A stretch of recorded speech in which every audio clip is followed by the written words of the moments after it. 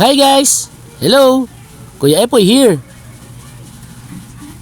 Maulan na naman pala sa labas. Kaya pala malamig. Ay nako. Kaya ngayon mag-iisip tayo ng masarap na pangmerienda. Alam ko na. Kaya pupunta na ako ng palengke. Tara! Grabe.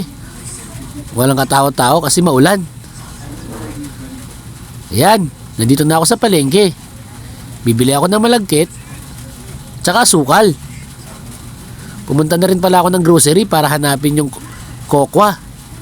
Kaya lang wala ako nakita. Kaya dito na ako bibili ulit sa labas. Pero kaya sila? Ayun! Meron! Ayos! Bumili na rin pala ako ng gatas. Ito oh. Yan! Pauwi na tayo ng bahay. Nakompleto ko na yung binili ko. Ito na nga. Ito na yung malagkit, asukal, kokwa, tsaka yung gatas. Ayos. Dito hinugasan ko ng mabuti yung malagkit para matanggal yung mga dumi. Tapos, sinalang ko na siya. Takpan muna natin para kumulo. Habang naghihintay, paghaluin natin yung asukal at tsaka yung kokwa.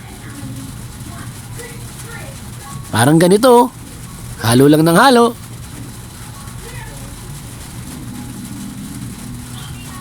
Yan, kumukulo na siya. Kaya hinaan ko muna.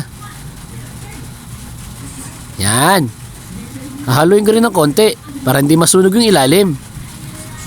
Sa time na to, nilagay ko na yung chocolate mixture natin. Malapit na maluto. Ayan na nga.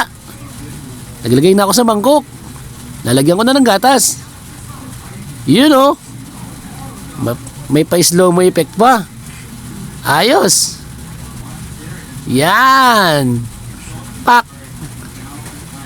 Yeah. Yan. Tinikman na ng anak ko. Sarap daw. Yan na guys. Tapos na yung video natin. Maraming salamat. Bye bye.